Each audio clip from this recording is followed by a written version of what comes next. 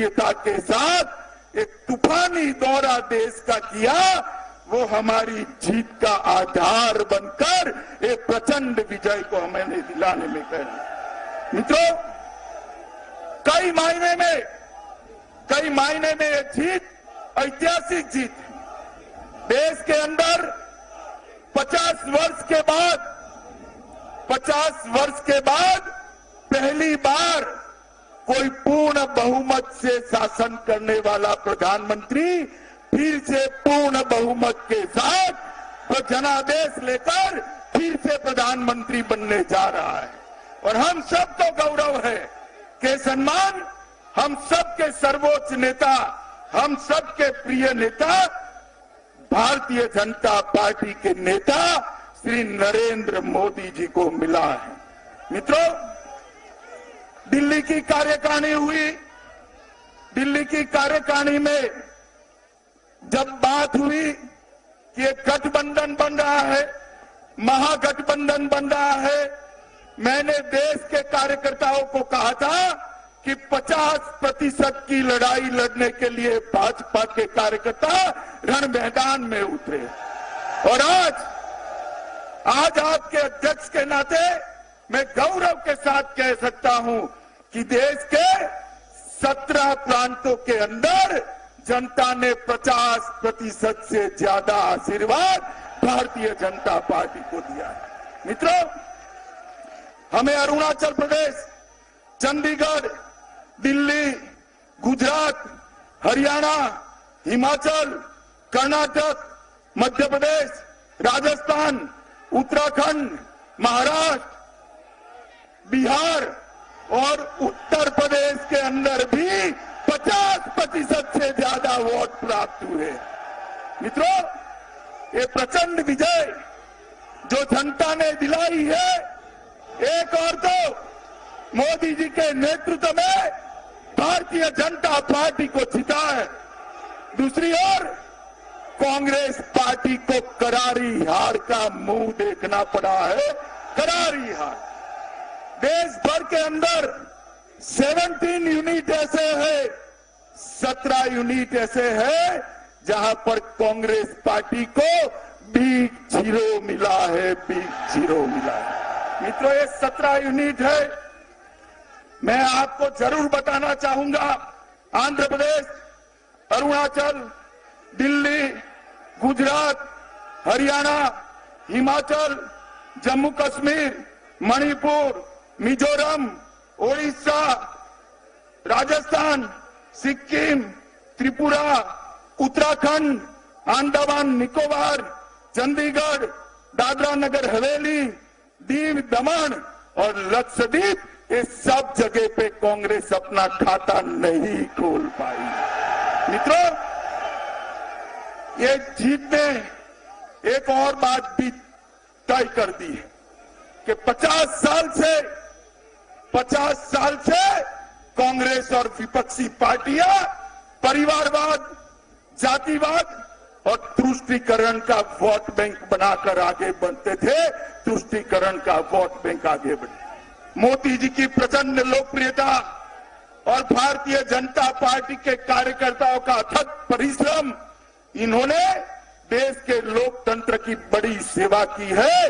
देश में से जातिवाद, परिवारवाद और तुष्टीकरण को हमेशा के लिए दफन करने का काम ये जनादेश ने किया है। मित्रों, मैं उदाहरण देना चाहूंगा उत्तर प्रदेश का। उत्तर प्रदेश के अंदर सपा बसपा दोनों इकट्ठा हुए और सपा बसपा जब इकट्ठा हुए तब पूरे देश के मीडिया कर्मियों का कहना था, हमारे साक्षात्कार में भी पूछते थे कि उत्तर प्रदेश में क्या होगा। मगर मित्रों, उत्तर प्रदेश के अंदर भी सपा बसपा को हराकर 60 सीटें भारतीय जनता पार्टी जीती। ये प्रचंड विजय जो है, ये प्रचंड विजय दर्शाता है कि आने वाले दिनों के अंदर देश के अंदर एक परिवारवादी पार्टियों का कोई महत्व नहीं रहने वाला है। एक जातिवाद वाली पार्टियों का कोई महत्व नहीं रहने वाला है। और तुष्टीकरण करने वालों को भी देश की जनता ने बरोबर जड़बा तोड़ मुंह तोड़ जवाब देने का काम ये देश की जनता ने किया है। मित्रों, दो दिन पहले एग्जिट पोल के रुझान आए। कुछ लोगों को रुझान हजम नहीं हुए और मैं आश्चर्यचकित हूं। 21 परिवारवादी पार्टियों ने पूरा दिल्ली सर पर उठा लिया था। घूम घूम कर एक दूसरे को मिलने जाता था, दूसरा तीसरे को, चौथा पांचवें को, छठा सातवें को। उनको लगता था कि ये एग्जिट पोल गलत पड़ने वाला है और ईवीएम के अंदर हम मतभेद खड़ा कर जनता में भ्रांति फैलाएंगे। मगर मित्रों, आज जब जनादेश आया तब एग्जिट पोल से भी आगे जनादेश ने भारतीय जनता पार्टी को जिताया। 21 परिवारवादी पार्टियां जो दिल्ली में घूम करती थी, मैं इनको इतना ही सलाह देना चाहता हूं और विशेषकर चंद्रबाबू नायडू को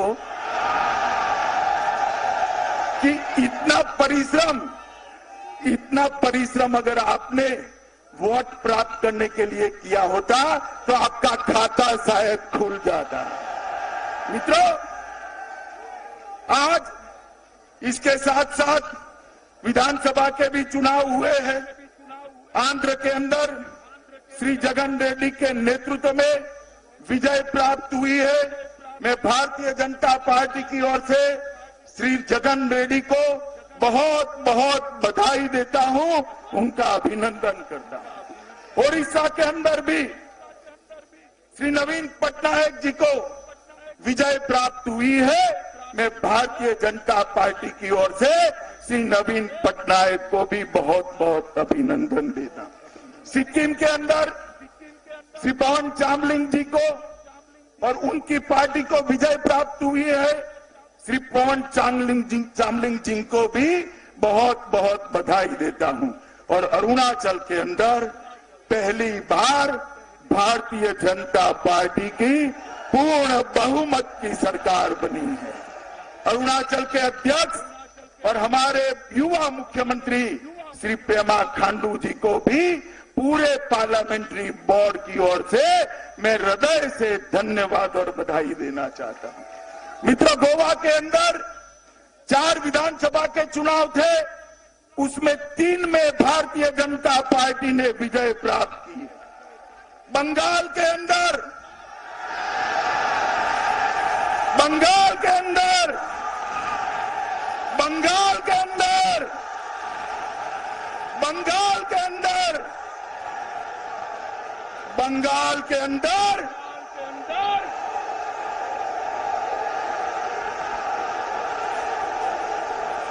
बोलो भारत माता की। बंगाल के अंदर इतने अत्याचार और जुर्म और रेगिंग के बाद भी 18 सीटें भारतीय जनता पार्टी जीती और 5 विधानसभा के चुनाव थे। 5 विधानसभा में से 4 विधानसभा भारतीय जनता पार्टी की झोली में आई। ये बताता है कि बंगाल के अंदर आने वाले दिनों में भारतीय जनता पार्टी पूरे बंगाल के अंदर अपना वर्चस्व स्थापित करने वाली है। मित्रों,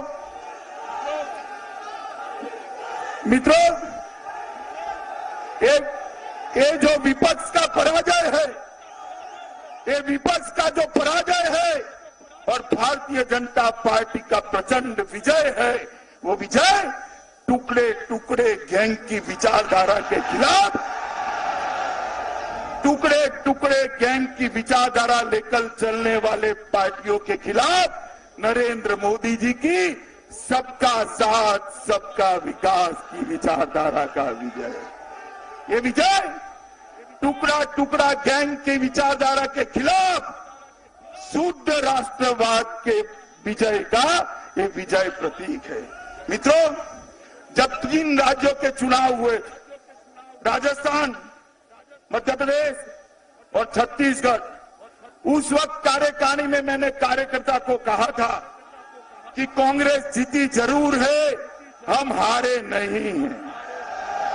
और आज मैं सभी 3 राज्यों के कार्यकर्ता को बधाई देना चाहता हूं।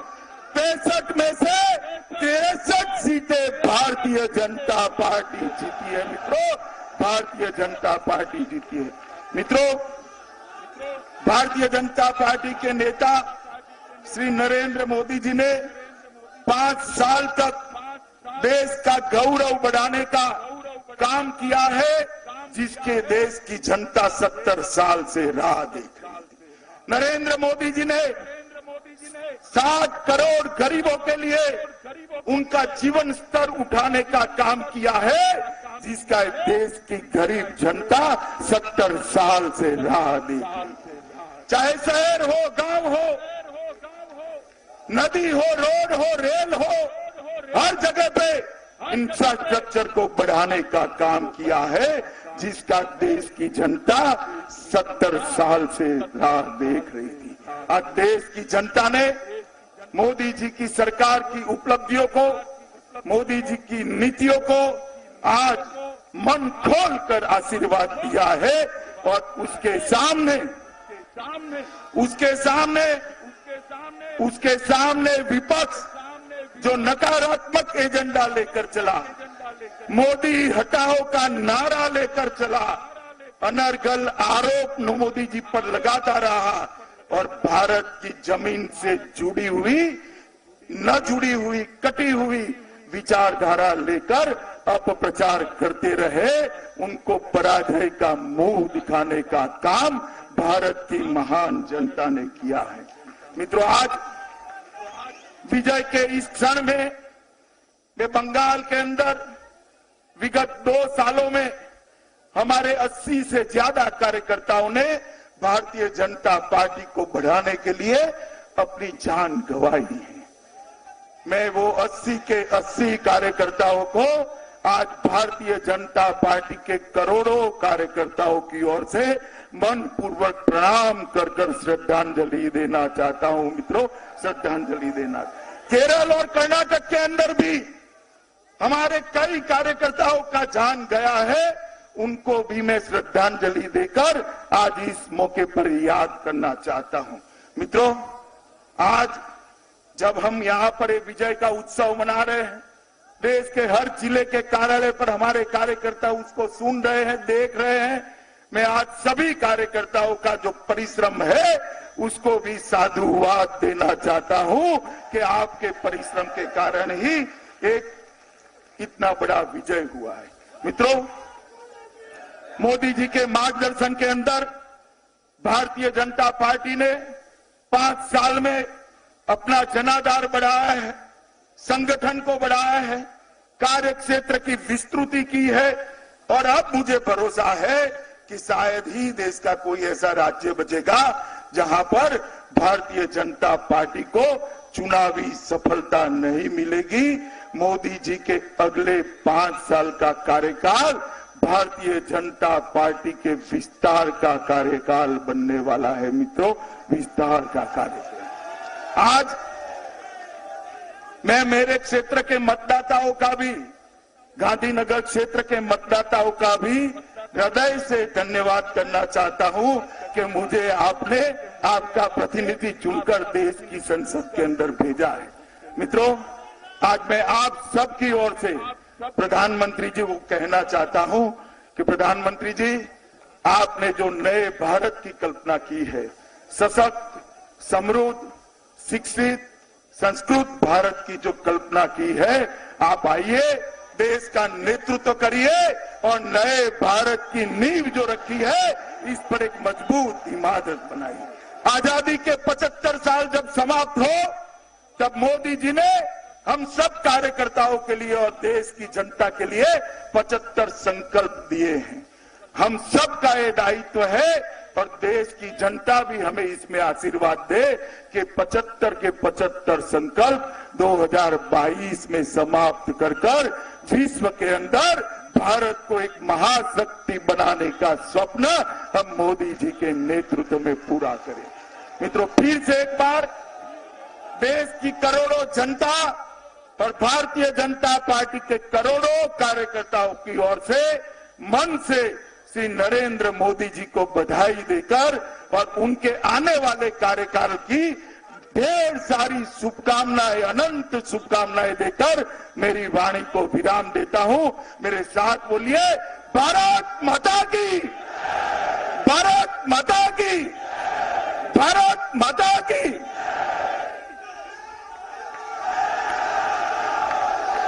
विश्व के सबसे लोकप्रिय नेता, भारत के प्रधानमंत्री